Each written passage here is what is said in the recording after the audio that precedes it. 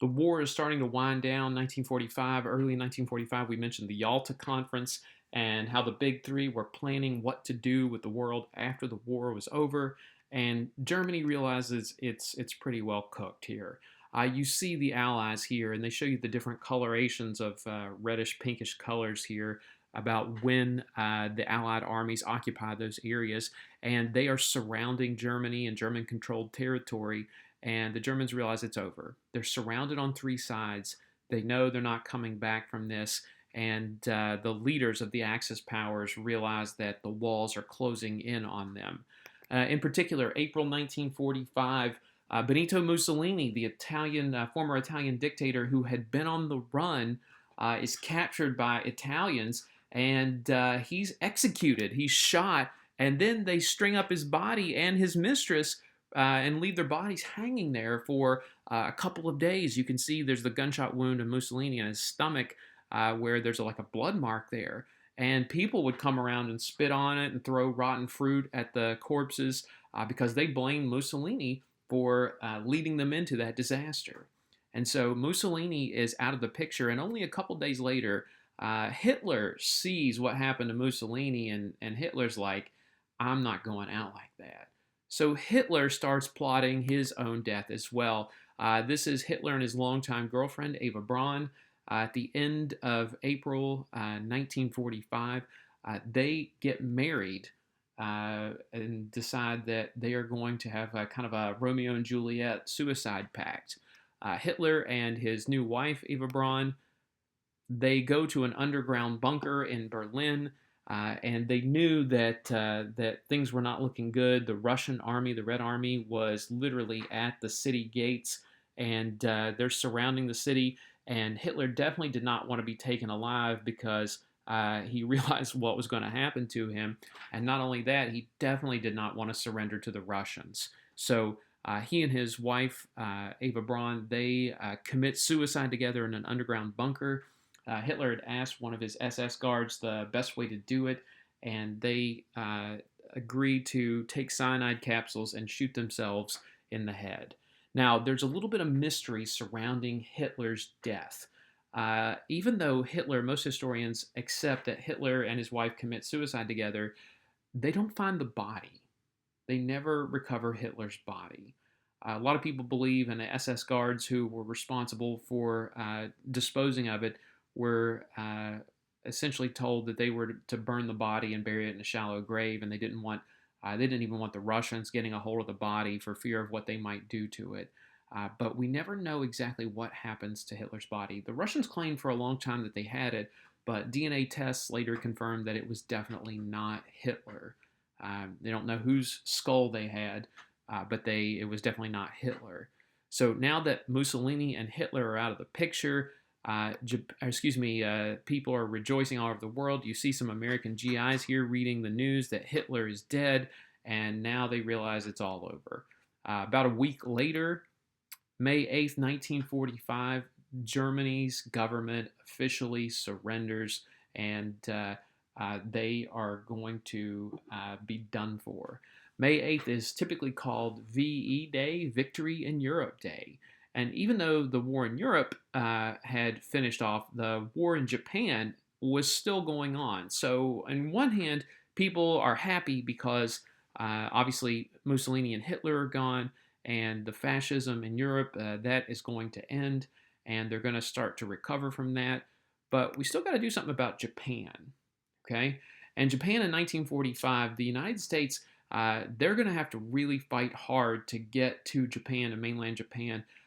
Two particular islands, remember the strategy of island hopping, Okinawa and Iwo Jima, are going to come at a very high cost for the American soldiers in the Pacific.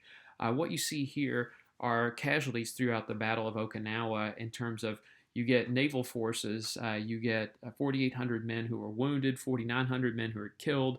You're going to get a lot of Navy ships and planes that are lost.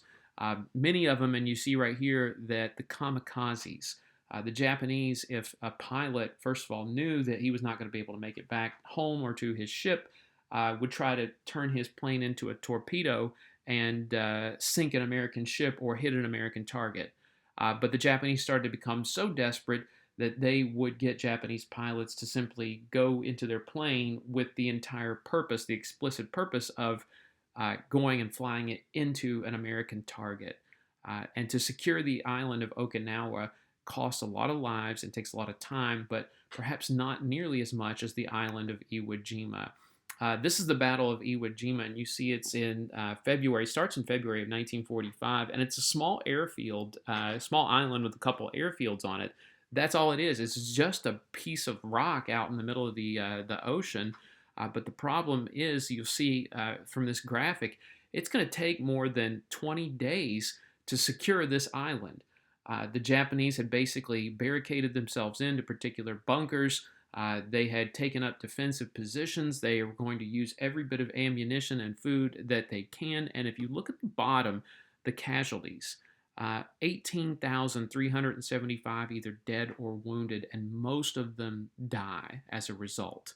Americans are going to have over 6,000 casualties, and the Battle of Iwo Jima is going to be a very costly battle just to secure this piece of rock.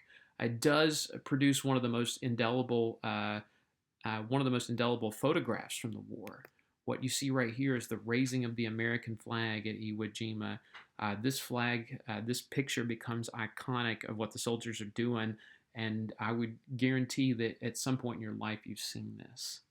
So the costs in human life, in time, senseless death, this war's taken a toll on people, but not nearly as badly as the firebombing of Tokyo. In the late winter and the early spring of 1945, the United States decides to make an example out of the capital city of Japan. At this point, the United States had air superiority, meaning that they could essentially bomb any target on the Japanese homeland. The island hopping strategy had gotten them close enough to where they could run bombing missions over Tokyo, and there's very little that the Japanese could do. They could fire anti-aircraft guns into the air. They did have some planes that could try to scramble and fight off the American bombers, but not nearly enough. The lack of resources had caught up to them, and they were in trouble. The firebombing of Tokyo is not simply a one-day event, but it's going to take place over weeks, and the United States is going to drop bombs indiscriminately on Tokyo, meaning not just military targets. In fact, their goal is to get the Japanese to surrender, and in doing this, they use a different type of bomb. The explosives they use inside are what's called napalm. Napalm is an explosive that is made out of a form of petroleum and gasoline, and when it explodes, it doesn't just cause the explosion and that's it. The explosion causes that material inside to catch on fire and stick to things, and it's a fire that's not easily extinguished. It's a chemical fire. And this is going to cause significant devastation of Tokyo because a lot of the old structures, particularly houses, were still made of wood, made of things like bamboo. So ultimately, the firebombing of Tokyo, you're going to get scenes like this where you see a massive amount of ordnance or bombs dropped over Tokyo, and the city is going to be alight on fire. And it's a fire that's not easily extinguished. The chemicals themselves are hard to put out, and once it catches to the wood, the city is going to practically burn, at least the housing parts. You see right here, huge swaths of this. A lot of people would think this picture wasn't a result of the atomic bomb, but that's not the case at all. Tokyo is burned significantly because of the firebombing that takes place. Right? You look at this, and the United States and its explosives that they drop, the firebombing of Tokyo is going to cause more than 130,000 deaths. They're going to destroy over 267,000 buildings, and an estimated 1 million or more are left homeless. It is absolutely frightening what this does and what war has done. But even still, after the firebombing of Tokyo, the Japanese will not surrender. And at that point, though, the United States decides that the testing of their weapon is adequate, and now they're going to put to use the atomic bombs that came from the Manhattan Project.